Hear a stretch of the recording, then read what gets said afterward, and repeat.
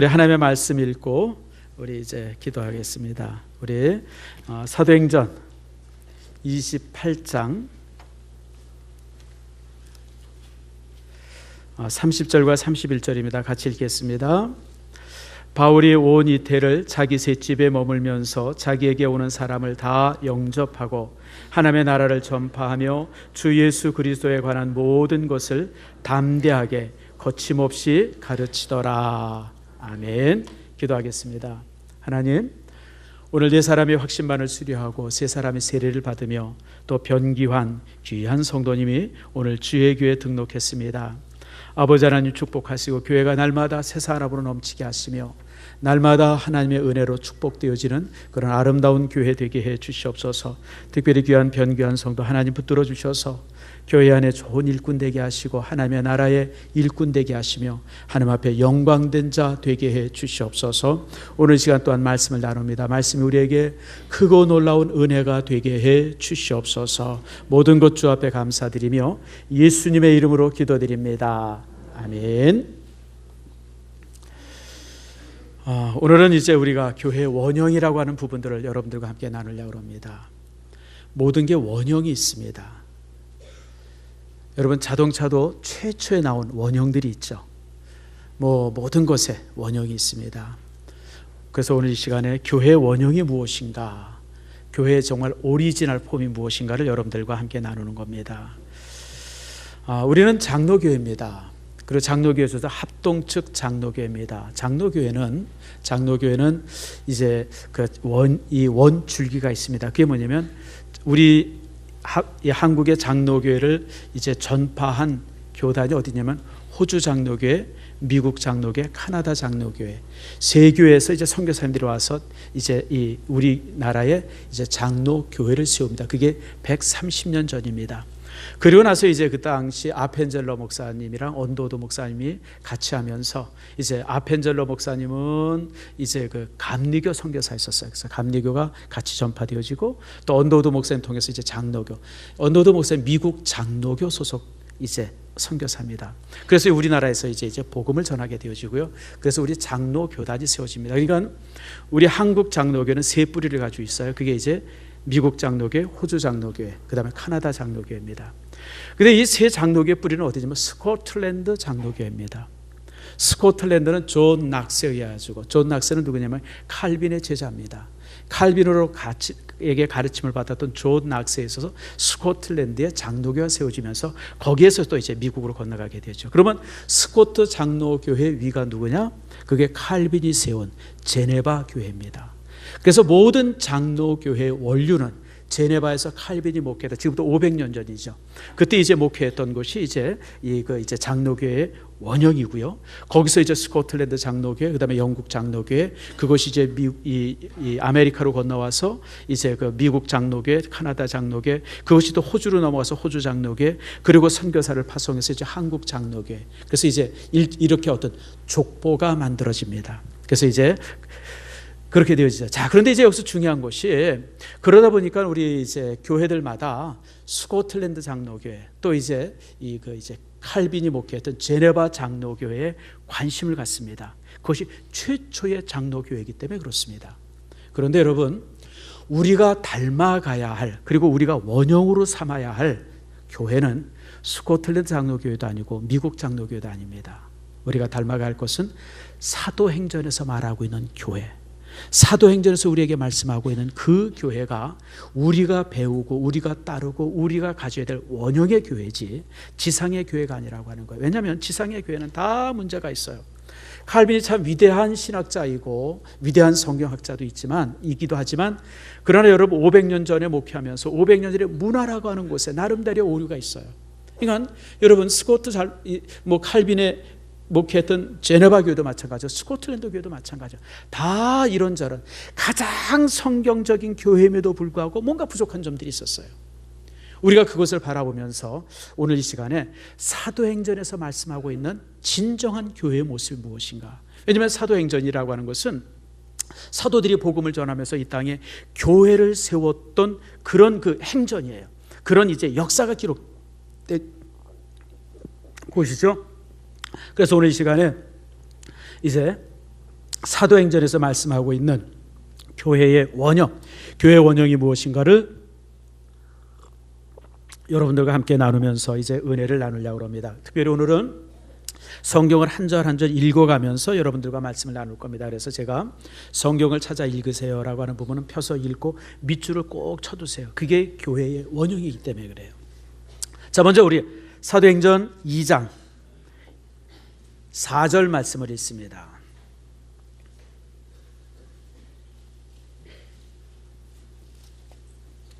사도행전 2장 4절 말씀 다 폈죠? 같이 한번 읽겠습니다. 시작. 그들이 다 성령의 충만함을 받고 성령이 말하게 하심을 따라 다른 언어들로 말하기를 시작하니라. 아멘. 여러분, 교회의 영은 성령입니다. 아무리 사람이 많이 모여도 성령이 함께하지 않으면 죽은 교회입니다.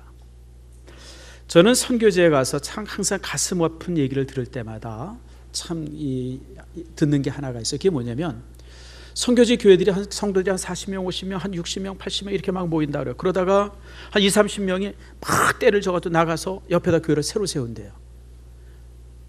그래서 그런 교회들이 도시들마다 그냥 수십 교회씩 된다 그래요. 따라합시다. 교회가 아니다. 여러분, 사람들이 우르르 모여서 떼져가지고 무슨 편짜 가지고 짓는 교회는 교회가 아니에요. 여러분들, 교회는 성령이 함께해야 돼요. 그 교회가 교회다우려면 성령께서 그 교회 안에서 역사해야 돼요. 매 예배 때마다 성령의 감동이 있고요, 교회 무엇을 것을 결정할 때마다 성령께서 지도하셔야 합니다. 그래서 기도해야 되고요, 우리가 더 성령의 지배를 받는 것, 그것이 바로 이제 교회입니다. 그래서 성령은 교회의 영혼입니다. 사람이 죽으면 영혼이 떠나서 사람이 죽잖아요. 교회도 성령이 떠나면 죽은 교회입니다. 제가 대학 시절에 읽으면서 굉장히 충격을 받았던 책이 한 권 있습니다. 존 하크닉스라고 하는 사람이 쓴 책인데요, 내용은 지금 제가 별로 기억이 안 됩니다. 하도 한 50년 전에 읽어서. 근데 그 책의 제목이 뭐냐면 하나님의 무덤이라는 거예요. 하나님의 무덤. 여러분, 무덤이 뭐 하는 곳이에요? 공동묘지 한번 가봅시다. 무덤이 있어요. 무덤 속에 누가 있죠? 죽은 사람의 시신이 있잖아요. 다시 말하면 무덤은 뭐냐면 그 사람이 살아있었다, 과거에 살아있었다는 것은 보여줘요. 그러나 지금은 그 사람이 살아있어요, 안 살아있어요? 살아있지 않아요. 교회가 그럴 수 있다는 거예요. 이 땅에 수없이 많은 교회가 있지만 하나님이 살아계셨음은 보여주지만 지금 살아있음을 보여주지 못하면 그 교회는 뭐예요? 무덤이 된다는 거예요. 저는 사실 그때 그 책을 읽으면서 항상 교회에 대해서 기도할 때마다 제가 성령, 하나님의 영이신 성령께서 교회를 지배하기를 위해서 날마다 간구해요. 왜냐하면 자칫 잘못하면 신성교회가 뭐가 될 수 있어요? 하나님의 무덤이 될 수 있기 때문에, 공동묘지가 될 수 있기 때문에 그래요. 그래서 여러분들, 교회는 성령이 함께하지 않으면, 성령이 잉태하고 성령께 지배받지 않으면 교회는 교회가 아니라고 하는 사실을 기억하시길 바랍니다. 자, 두 번째는 이제 교회란 예수의 공동체입니다. 42장 42절 말씀 봅시다. 자, 사도행전 2장 42절 찾으셨죠? 다 같이 읽습니다. 시작. 그들이 사도의 가르침을 받아 서로 교제하고 떡을 떼며 오로지 기도하기를 힘쓰니라. 이게 초대교회예요. 초대교회 성도들은 오직 모여서 기도하고 말씀 배우고 교제하고 그랬어요. 여러분들, 특별히 초대교회는요, 우리처럼 이렇게 큰 교회당에서 예배드리지 않았습니다. 초대교회는 항상 가정 예배입니다. 목장입니다. 목장. 가정에서 다락방 같은 곳에 모여가지고 그들이 이제 10명, 20명 모여서 예배를 드렸어요. 그게 교회였었어요. 여러분, 우리 교회에 목장 예배를 드리면서 제가 항상 조금 염려스러운 것이 있어요. 조금 편리하다고 하는 이유 때문에 목장 예배를 교회에서 많이 드려요. 저는요, 한국 교회의 참 약점 중에 하나가 이 편리함이에요. 편리함을 갖다 보니까 교회가 예배 시간도 점점 짧아지고 기도 시간도 점점 짧아지고. 우리 어렸을 때는요, 예배가 보통 2시간이었었어요. 기본이 2시간인데 요즘은 1시간 넘은 성도들이 막 짜증을 내요. 막 나보라고 보이는 데서 시계 보고. 내가 다 봐요. 안 보는 거 아니에요. 되게 기분 나빠요. 여러분, 제 설교가 뭐가 길어요? 기껏해야 50분도 안 되는데, 1시간도 안 되는데. 여러분, 이게 문제예요. 여러분 편리함을 찾다 보면 본질을 잃어갑니다. 여러분 목장 예배는요, 교회가 가정으로 옮겨가는 겁니다. 그래서 목장 예배는 단순한 친교의 시간이 아니라 그게 바로 교회입니다. 다시 말해 일산 신성교회가 만약에 어느 집사님의 집에서 모이면 그 집사님으로 옮겨간 겁니다. 그것이 바로 교회가 되는 겁니다. 거기서 말씀을 배우고 거기서 기도하고 그러면서 이제 교회가 그쪽으로 이제 옮겨지는 거. 그래서 교회는요, 움직이는 교회, 한 곳에 고정되어 있는 곳이 아니라 이 가정에서 또 저 가정으로, 저 가정에서 이 가정, 이렇게 옮겨가는 게 교회입니다. 그래서 여러분들의 목장 예배가 뭐 어쩔 수 없는 상황들, 성도들이 도저히 평일날 예배 드릴 수 없는 상황이 되면 그러면 이제 교회에서 예배 드릴 수 있어요. 그래서 그렇게 잘하라고 5층을 막 가지고 난방시설을 잘 해놨어요. 오늘 한번 올라가서 확인하십시오. 그런데 그렇지 않으면 가정에서 드리세요. 그게 가장 건강한 예배입니다. 그리고 하나님께서 기뻐하시고 그렇게 가정에서 예배 드릴 때 여러분의 가정이 교회가 되어집니다.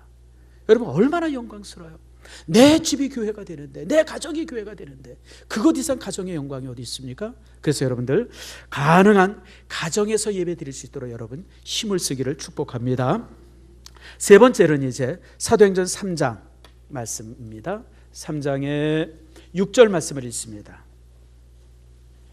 자, 같이 읽습니다. 시작. 베드로가 이르되 은과 금은 내게 없거니와 내게 있는 이것을 내게 주노니 나사렛 예수 그리스도 이름으로 일어나 걸으라 하고. 여러분 초대교회 특징은요, 날마다 교회에 기적이 있었습니다. 병 낫는 기적이 있었고요, 심지어는 죽은 사람이 살아나는 기적도 교회 안에 있었어요. 요즘에 이런 기적이 흔치 않습니다만은, 그러나 여러분 교회는 기적이 상식이 돼야 돼요. 여러분 기적은요, 대단한 일이 무슨 기적이 아니에요. 여러분들 교회는 기적이란 하나님께서 간섭하시면 모든 게 기적입니다.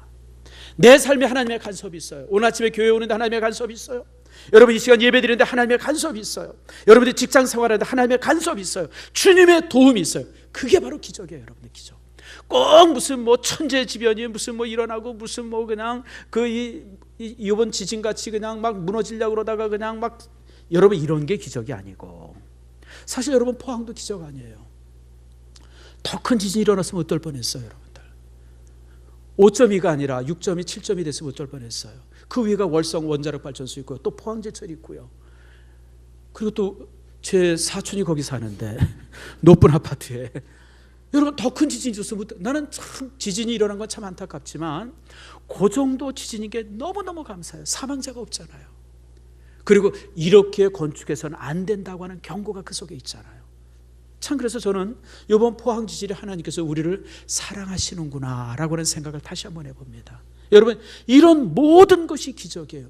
내 삶에, 우리 민족의 삶에 하나님의 간섭이 있었음을 아는 것, 그게 기적이죠. 여러분 이런 기적이 교회 속에 또 여러분의 삶 속에 날마다 있기를 축복합니다. 자, 네 번째는 고난 속에서도 복음을 전하는 교회입니다. 사도행전 4장입니다. 4장. 자, 1절 말씀을 보겠습니다. 2절 말씀을 읽읍시다. 이제 1절에서 4절을 다 읽어야 되는데 우리가 2절만 시작. 예수 안에 죽은 자의 부활이 있다고 백성을 가르치고 전함을 싫어하여. 여러분 복음 전하는 것을 굉장히 싫어했어요. 여러분 그것은 2000년 전보다 지금도 여전히 동일합니다. 예수를 전하고 복음을 전할 때 사람들로부터 환영을 받은 적이 역사적으로 한 번도 없습니다. 언제나 죽었고요, 언제나 감옥 갔고요, 언제나 고통당했습니다. 베드로는요 십자가에 거꾸로 못 박혀 죽었고요, 사도 바울은 목이 잘려서 죽었습니다. 마띠아는 돌에 맞아 죽었고요, 여러분 마태 같은 사람은 끓는 기름 속에 던져서 죽었습니다. 스데반은 돌에 맞아 죽었고요. 여러분 사실 이렇게 살펴보면 얼마나 많은 성도들이 죽음을 당했는지 몰라요. 그런데 그럼에도 불구하고 복음이 멈춰진 적이 없어요. 여러분 지금도 동일합니다. 여러분 20세기에 얼마나 많은 그리스도인들이 죽음을 당합니까? 여러분 스탈린이 이 러시아를, 이제 소련을 잡으면서 죽인 성직자의 수만 30만이 넘었다 그래요. 상상을 해보세요. 여러분 30만이 죽음을 당합니다. 수백만의 사람이 죽음을 당하고요. 여러분 중국도 마찬가지. 이웃 중국도 문화혁명 때 얼마나 많은 선교사들이 순교했는지 몰라요. 우리나라도 6.25를 거쳐서 일제시대 때 얼마나 많이 죽음을 당합니까? 그러나 여러분, 놀라운 사실은 그렇게 많은 선교사를 죽인 여러분 중국이 지금 1억의 성도가 있습니다. 기적이죠. 우리나라도요 1,000만의 성도가 있습니다. 저는 이 세상에 교회를 칼과 창이나 무슨 뭐 총이나 이런 걸로만 핍박하지 않는 것을 봐요. 교묘하게 교회를 아주 음해하고 교회를 아주 나쁜 곳으로 이제 그렇게 해서 교회를 사람들로부터 이렇게 멀어지게 하려는 그런 시도가 세상 속에 또 얼마나 많은지. 지금 우리나라가 그러잖아요. 자, 여러분, 교회가 조그만 요만한 흠만 있으면 신문이 얼마나 대서특필이 됩니까? 요즘에 특별히 대서특필이 되는 게 이제 목사, 이제 목회자, 이제 종교인들 과세 문제 때문에 이제 얘기가 되고 있죠. 사실 여러분, 목사가 세금 내는 게 법적으로 맞아요, 틀려요? 맞다고 그러면 목사님이 싫어할 것 같고, 아니구나. 내가 뭐라고 물어봤죠? 아무튼 여러분, 따라합시다. 세금 내는 게 맞다. 맞아요, 여러분들. 모든 국민은 세금을 내야 할 의무가 있어요. 이게 어디 있냐면 로마서 13장 7절입니다. 조세를 바치고 관세를 바치라. 분명히 말씀해요. 조세를 바칠 사람은 조세를 바치고 관세를 바칠 사람은 관세를 바쳐라. 어느 정부에 있든지 어느 나라에 있든지. 그래서 세금 내는 게 정상이에요. 근데 이제 다만 그게 익숙하지 않아서 목회자들이 좀 당황하는 거고요. 그리고 더 문제는 우리나라의 목사들 중에 세금 낼 만한 여유가 있는 사람들이 실제 사례가 있는 사람이 10%가 안 돼요. 나머지 90%는 정부로부터 보조받아야 되는 사람들이에요. 그러니까 이제 솔직히 내 주변에 우리 노회도 그렇고요. 우리 노회도 보면 한 달 생활비가 150만 원 미만인 사람들이 거의 절반 이상입니다. 나는 어떻게 사는지 모르겠어요, 솔직하게. 그냥 20명, 30명 모아서 막 개척교회하는 친구들 보면 다 학교도 좋은 데 나왔어요. 여러분 공부도 많이 했어요. 여러분 목사가 되려면 30살까지 공부를 해야 돼요. 그런데 교인들이 개척교회를 했는데 성도들의 숫자가 적으니까 너무 힘들어요. 저는 그 친구들을 볼 때마다 뭐 줄 거 없나, 싸줄 거 없나, 항상 그 마음이에요. 제가 하나님께서는 저를 축복하셔서 이만한 교회 담임하게 하셔서 생활에 염려 없도록 해주신 건 난 너무너무 감사해요. 근데 여러분, 저랑 나이 같고 저랑 비슷한 친구들이 지금 생활비 때문에 힘들어하는 목회자들이 얼마나 많은지 몰라요. 이제 그러다 보니까 이제 그렇게 가난하고 힘든데 뭘 또 세금 내려나 그러니까 처음에는 조금 그랬어요. 그러나 지나고 보니까 아니잖아요. 근데 교회가 지금 걱정하는 건 이런 세금의 문제를 가지고 정권이 교회를 길들이게 하면 어떻게 하나, 이게 걱정이 되는 거예요. 교회가 만약에 정부에 대해서 반대적인 입장을 설교할 때, 제가 만약에 정부에 반대하는 설교를 할 때, 뭐 정부에서 뭐 세무서나 이런 들이닥쳐서 세무조사한다, 뭐 어쩐다, 막 이래서 교회를 뒤집어 놓으면 그때 되면 교회가 자신을 방어할 수 있는 길이 뭐가 있을까? 사실 이게 참 이것 때문에 교회가 염려하는 것이지, 목회자 자체가 세금 내는 것에서 반대하는 사람은 근데 아무튼 기자들이 제멋대로 글을 써요. 교회가 아주 부도덕한 것처럼. 이게 뭐냐면 적그리스도적인 세력들이에요. 신문사 안에, 방송사 안에, TV 안에 이런 적그리스도적인 세력들이 막 교회를 음해하고 뭐 천주교도 찬성하고 불교도 찬성하는데 교회만 그런다. 아니야, 여러분들. 우리 공식적으로 우리 총회 안에서 결정된 것이 세금 내야 된다고 결정이 된 거예요. 다만 이런 부분들, 교회를 이렇게 길들이거나 권력으로 교회를 이렇게 할 수 있을 때 우리가 그것을 면할 수 있는 방법이 무엇인가, 그것 때문에 교회가 염려하는 것뿐이고, 그리고 사실 세금 내는데 목사들은 전혀 모르잖아요. 지금까지도 힘들게 살아왔으니까. 그거 이제 어떻게 되느냐, 이제 그것 때문에 이렇게 저렇게 고민하는 것이지 그렇지 않다고 하는 거 여러분 기억하시길 바랍니다. 그래서 여러분들 혹시 이런 문제 여러분들 얘기하면요, 담대하게 얘기했어요. 우리 목사님은 전혀 세금 내는 것을 반대하지 않습니다. 우리 교회도 반대하지 않습니다. 세금은 당연히 내야 합니다. 이게 원칙입니다. 왜냐하면 로마서 13장에 분명히 말씀하셨어요. 따라합시다. 조세 낼 자에게 조세 내고 관세 낼 자는 관세 내고. 그게 성경입니다. 자, 그리고 이제 다섯 번째 나눔입니다. 사도행전 4장 말씀, 4장 32절입니다. 4장 32절 말씀 같이 한번 읽읍시다. 시작. 믿는 무리가 한 마음과 한 뜻이 되어 모든 물건을 서로 통용하고 자기 재물을 조금이라도 자기 것이라 하는 이가 하나도 없더라. 여러분, 초대교회는요, 부자들이 자기의 모든 재산들, 뭐 모든 건 아니겠지만 자기의 그 이 재산들을 교회에다 바치고 교회에서는 그 재물을 받아서 가난한 사람들이 항상 쭉 나눴어요. 그래서 여러분, 교회는 극한에 가난한 사람이 없었어요. 교회는 이런 나눔이 이루어졌던 곳입니다. 그러니까 부자가 이것은 내 거야 이런 것이 없었어요. 여러분, 우리가 36절과 37절에 보면 거기 이제 바나바의 얘기가 나오죠. 바나바의 원래 이름은 요셉입니다. 근데 별명이 바나바입니다. 자비의 사람이라고 해서, 위로의 아들이라고 해서. 그래서 그는 자기 밭을 팔아서 그 값을 다 교회에다가 헌납하고 그것을 가지고 이제 가난한 사람을 다 나눴습니다. 그래서 이제 바나바라고 하는 별명이 붙여진 거예요. 원래 이름은 요셉입니다. 자, 그런데 이게 초대교회입니다. 그래서 초대교회는요, 항상 나눔이 있었고요, 부자가 부자라고 폼 잡는 것도 없었고, 가난한 사람이 배고픔 때문에 눈물 젖는 일이 없었어요. 저는 이런 면에 있어서 진정한 공산사회가 초대교회에 있었음을 보게 되어집니다. 공산의 사회가 뭐예요? 여러분, 부자도 없고 가난한 사람도 없이 다 평민의 사회가 공산사회합니까? 진정한 공산사회가 이루어졌던 것이 2000년 전 예루살렘 교회였었습니다. 안디옥 교회도 그 모습이 보여집니다. 초대교회는 그랬어요. 근데 요즘에 이제 공산당들은 어떻게 해요? 어떻게 나눠요? 요즘 공산당들은 어떻게 나누재요? 뺏어서 나누재잖아요. 부자들 거 뺏어서 세금으로 뺐든지 이렇게 뺏어가지고 가난한 사람에 나눠져. 나는 이 말 들을 때마다 너무너무 기분 나빠요. 나도 가난해요. 여러분도 가난하지만, 여러분, 부자가 저절로 부자 됩니까? 여러분, 가만히 있었으니까 부자 됩니까? 부자들도 얼마나 나름대로 열심히 노력하고 열심히 사는지 몰라요, 여러분들. 왜 그 사람들 걸 강제로 뺏어옵니까? 우리가 무슨 도적입니까? 우리가 무슨 거지입니까? 나는 그 말 들을 때마다 되게 싫어요, 여러분들. 여러분들도 싫어하기를 바랍니다. 내가 노력한 만큼, 내가 땀 흘린 만큼 소득 없고 그거 가지고 사는 게 정상적인 사회고 건강한 사회지, 왜 부자 걸 뺏어서 강제로 가난한 사람에게 나눕니까? 그건 잘못된 사회입니다. 그래서 여러분, 그런 말, 부자한테 더 세금 내고, 물론 부자들이 자진해서 더 내면 더 좋죠. 강제로 불합리하게, 여러분, 그것은 성경적이지 않습니다. 그래서 여러분, 초대교회는 재물을 나누는 교회였었어요. 자, 그런데 이런 모습 속에서 뭐가 생겨지냐면 아나니아와 삽비라 사건이 생기죠. 자, 몇 절을 보냐면요, 4절 말씀 봅시다. 4절 말씀 같이 읽습니다. 시작.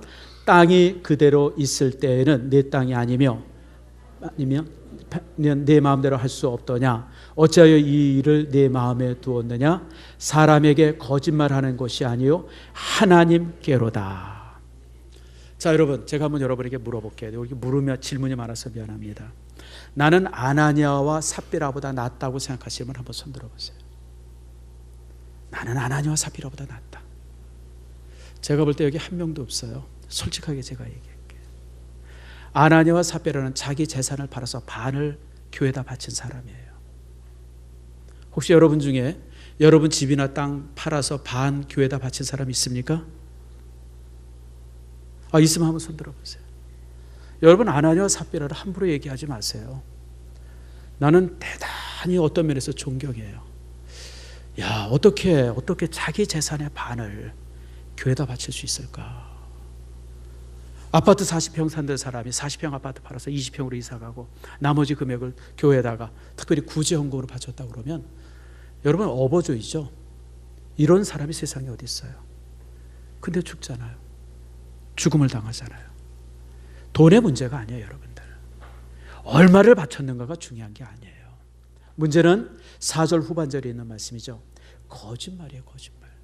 교회는 정직과 순결, 이것이 교회를 아름답게 하는데 교회 안에 거짓이 틈타기 시작한 거예요. 그럴 때 이렇게 죽음으로, 이 사건은 구약의 아간의 사건과도 동일합니다. 여리고 성을 무너뜨린 다음에 아무것도 가지지 말았는데 아간이 감췄잖아요. 아간은 족장이었었어요, 여러분들. 그럼에도 불구하고 거룩한 공동체 속에 거짓이라고 하는 악이 들어오는 것에 대해서 하나님처럼 단호했던 겁니다. 저는 우리 일산 신성교회가 정직과 순결을 통해서 더 아름다운 교회가 되어지기를 축복합니다. 자, 그 다음에 이제 7번째는 영적 지도자들이 계속 세워지는 거예요.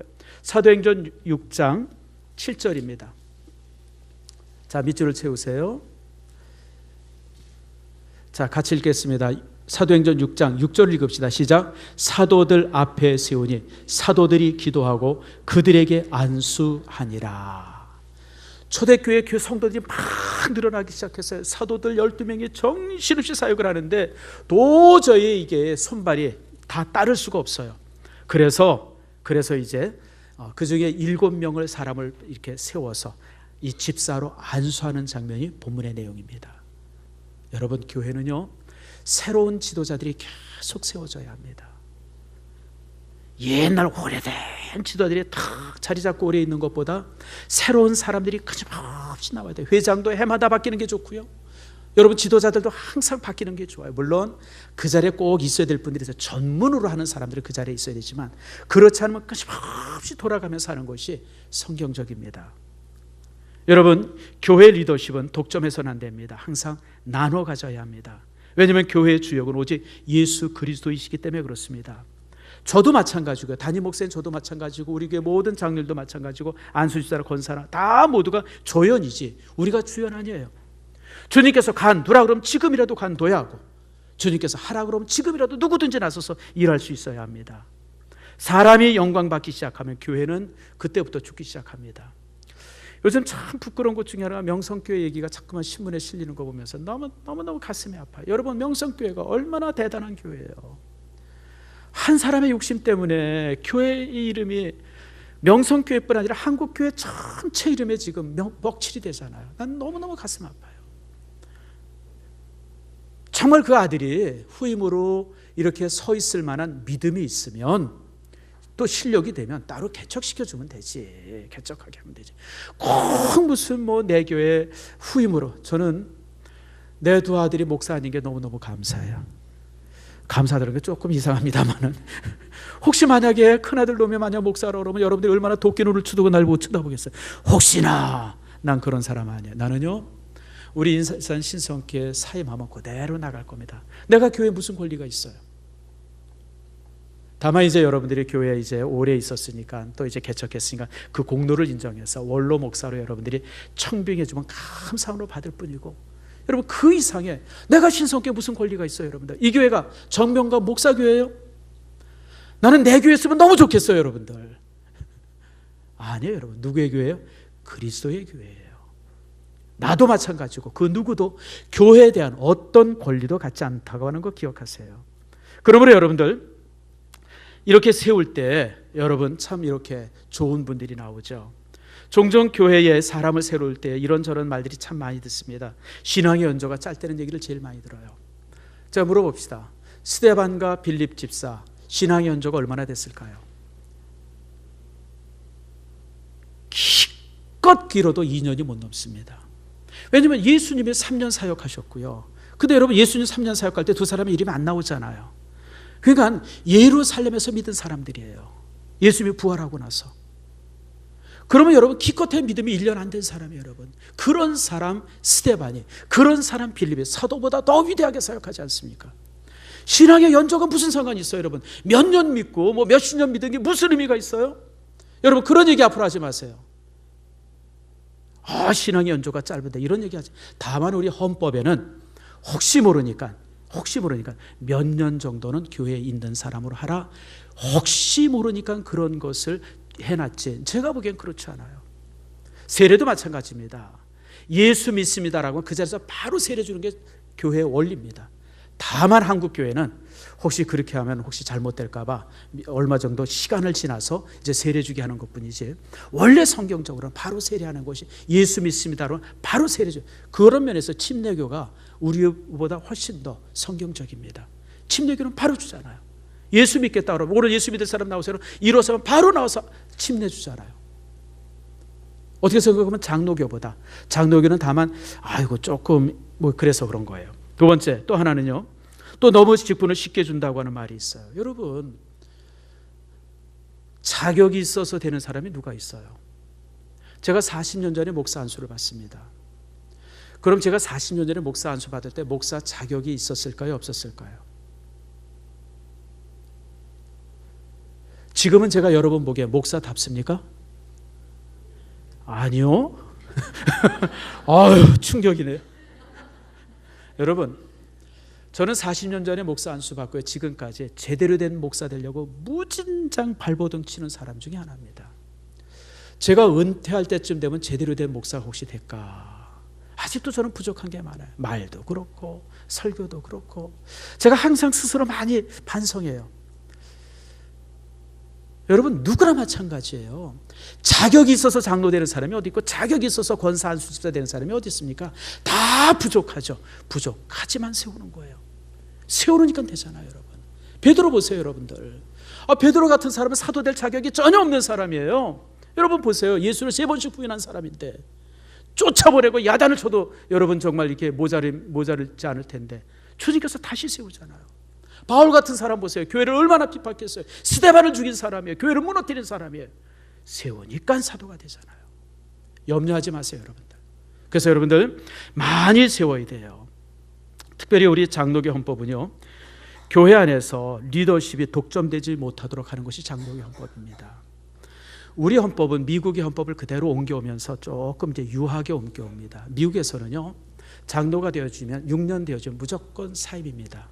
은퇴하고 1년 안식년을 갖습니다. 그리고 7년째 되는 해 다시 투표합니다. 그래서 장로 세워집니다. 우리 총회 헌법, 우리 교단의 헌법은 7년에 한 번씩 우리 다시 투표하게 되어 있습니다. 다만 미국의 헌법과 다른 것은 과반수만 넘으면 된다 그랬어요. 장로인 사람이 다시 투표할 때는 과반수만 넘으면 된다. 이게 우리 장로교 헌법이에요. 그러나 미국 헌법은요, 무조건 3분의 2입니다.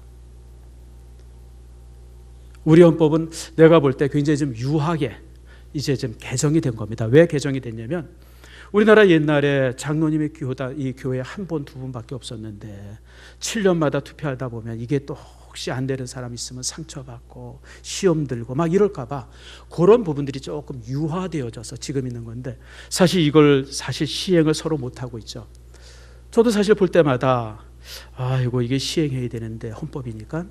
근데 여러분 잘못 시행하면 여러분 교회가 굉장히 시험이 돼요. 그렇지 않겠어요, 여러분들? 우리 교회 장로들이 6분 있는데 만약에 투표했는데 4사람 되고 2사람 안 됐다고 그럽시다. 얼마나 시험이 되겠어요, 여러분, 교회적으로. 그래서 사실은 제가 시행을 안 합니다. 못 합니다. 교회가 시험될까 봐. 여러분, 이 부분은 참 우리가 잘 봐야 돼요. 미국에서는요, 미국의 헌법은요, 은퇴하면 미스터입니다. 제가 목사잖아요. 이제 70이 돼서 정식으로 이제 법적으로 은퇴가 됐어요. 그럼 그때부터는 여러분들이 저를 뭐라고 불러요? 정병갑 씨라고 부릅니다. 그게 미국입니다. 미국은 은퇴한 사람에게 목사라고 호칭을 안 붙여줍니다. 그건 장로도 마찬가지입니다. 장로직을 관두면 그때부터는 다 미스터입니다. 집사가 됐으면 디콘이고. 그러니까 그 직분을 가지고 있을 때만 직분을 붙이는 거예요. 우리 목사들도 마찬가지다. 목사도요, 신학교를 아무리 졸업하고 강도사고시를 아무리 붙어도요, 목사 안수는 사역을 하지 않으면 목사 안수를 못 받습니다. 일산 신성교회로부터 이번에 이제 이방호 목사가 우리 이제 목사 안수를 받았는데요. 여러분, 목사 안수 받을 때 제일 중요한 게 교회로부터 청빙이 돼야 합니다. 일산 신성교회 부목사로 청빙합니다. 그 서류가 들어가야만이 목사 안수를 받습니다. 교회 청빙 받지 않으면 여러분 목사 아닙니다. 아무리 신학교를 나오고 무슨 별짓을 다 해도 이게 뭐냐면 이게 장로교 법입니다. 저는 그래서 머리를 좀 썼어요. 혹시 나보고 정병갑 씨 그러면 어떡할까? 그래서 저는요, 은퇴할 때 우리 교회로부터 선교사로 파송될 겁니다. 제가 그걸 기도하고 있습니다. 그래서 여러분, 교회라고 하는 곳은 여러분 이렇게 영적 지도자가 세워지지만 동시에 또 이제 이방인을 품어야 되고 마지막으로는 또 하나는 복음을 전하죠. 여러분 사도행전 13장에 보면 여러분 바울과 바나바가 선교사로 파송이 되잖아요. 여러분 바울과 바나바가 교회의 장로였다가 선교사로 파송되면서 사도가 되어지는 겁니다. 또 사도들이 다시 교회에 들어오게 되어지면 뭐가 되죠? 장로가 됩니다. 요한 사도가 그랬잖아요. 요한 사도는 사도로서 쭉 사역을 하다가 안디옥 교회 담임 목사가 되어집니다. 그럴 때 자신에 대한 호칭이 달라집니다. 나 사도 요한이 아니라 나 장로 요한은. 왜냐하면 개교회를 목회하는 사람은 그 당시 장로라고 불렀기 때문에 그때부터는 장로가 되는 겁니다. 그러니까 이게 성경적입니다. 성경적은 철저하게 자기의 주기가 있을 때만 직분을 불러주는 겁니다. 그걸 그대로 지키는 것이 미국 교회들입니다. 그러니까 한국 교회는 예전에 이런 부분들이 그냥 인사치레가 되고 막 이런 게 돼가지고 은퇴한 사람도 목사로, 은퇴한 사람도 장로로 부르는데 사실은 이게 법적으로 그렇지 않습니다. 은퇴하면 직분은 없어지는 겁니다. 제가 만약에 은퇴를 해가지고 있어요. 근데 제가 선교사로 파송되지 않았어요. 그때부터는 여러분들이 저를 정병갑 씨라고 불러도 괜찮습니다. 지금 내가 기분은 나쁘겠죠. 아니 이것들이 혹시 속으로는 그렇지만 그게 하등의 문제가 되지 않는 거예요, 여러분들. 그래야 되는 거예요, 여러분들. 무슨 말인지 아시죠, 여러분들? 그게 정상인 겁니다.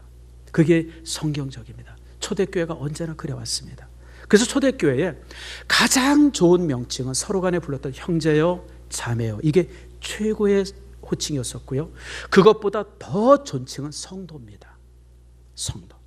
제가 작년에 여러분에게 얘기하면서 어거스틴의 얘기를 할 때 그런 일이 있었어요. 어거스틴이 주교로 임명되어지면서 신부가 되어지면서 어거스틴이 했던 연설문이 있습니다. 저가 설교 시간에 뭐라고 얘기하냐면 내게 있어서 가장 좋은 호칭은 성도입니다. 내게 있어서 성도보다 더 좋은 호칭이란 없습니다. 다만 하나님께서 내게 이제 주교의 직분을 맡기 때문에 그 짐을 내가 지게 되었습니다. 무슨 말인지 아시죠? 여러분들에게 있어서 가장 좋은 호칭은 목사도, 장로도, 집사도, 안수집사도, 권사도 아니에요. 뭐라고요? 성도. 거룩한 물이라고 하는 것만큼 더 여러분 아름다운 이름이 어디 있어요? 세인트보다 더 거룩한 이름이 어디 있어요, 여러분들? 여러분들이 세인트인데, 거룩한 자인데, 여러분 목사 1000개의 직분을 가져도 세인트와 맞먹을 수 있겠습니까? 거룩한 자라고 하는 직분보다 더 아름다운 이름이 어디 있어요? 그러면 여러분들 이렇게 사도행 이렇게 이제 되어지죠. 그래서 여러분 복음을 땅 끝까지, 그리고 마지막으로는 우리가 오늘 읽었던 본문의 말씀입니다. 여러분 사도행전 28장 마지막에 보면 마침표가 없죠. 여러분 28장 보세요. 사도행전은 누가 썼냐면 누가에 의해서 기록된 책입니다. 근데 누가복음을 보면 시작이 있어요. 데오빌로 각화요. 그리고 시작하고 끝에 이제 끝 맞췄죠. 그리고 또 사도행전을 시작하면서 데오빌로 각화요. 이러고 시작이 됩니다. 그래서 누가가 누가복음을 쓰고 그 다음 책으로 사도행전을 썼어요. 근데 사도행전 끝에 가서는 마침표가 없어요. 끝 이게 없어요. 뭔가 뒤에 다음에 좀 이어져야 될 여운이 남는 문장입니다. 그래서 이단들이나 이런 사람들이요, 자기들이 사도행전 29장을 쓴다 뭐 이러고 그러는 사람들이 종종 있는데 그거는 내가 볼 때 사기꾼들이고요. 이렇게 마침표를 맞지 않은 이유는 우리가 사도행전의 삶을 계속 유지시키라고 하는 거예요. 사도행전은 사도행전 28장 31절을 끝으로 끝난 게 아니라 이후에 있는 모든 성도들은 사도행전 28장 31절 다음에 32절과 33절의 삶이 이어지도록 사도행전의 삶을 계속해서 우리가 이어갈 책임이 있다고 하는 거예요. 그것이 바로 사도행전 28장을 이렇게 마침표 없이 끝내는 이유입니다. 성도 여러분, 우리는 사도행전 28장 이후의 삶을 계속해서 살아야 될 사람입니다. 교회의 거룩함을 계속 만들어야 되고요, 성도들의 그 전도와 또 이제 성령의 그 역사하심을 계속 이루게 하는 사람들, 그가 바로 우리들입니다. 그래서 사도행전 28장은 마침표가 없습니다. 성도 여러분, 우리 모두가 사도행전의 역사를 이어갈 수 있기를 바랍니다. 사도행전 29장을 씁니다. 이런 사단과 이단과 같은 말 쓰지 말고 사도행전의 역사를 이어가는 사람의 역사를, 사도행전의 그 놀라우고 뜨거운 역사를 이어가는 사람, 그가 저가 되고 여러분이 되어지는 것, 그것이 바로 우리 교회가 사도행전적 교회가 되어지는 겁니다. 말씀을 맺습니다.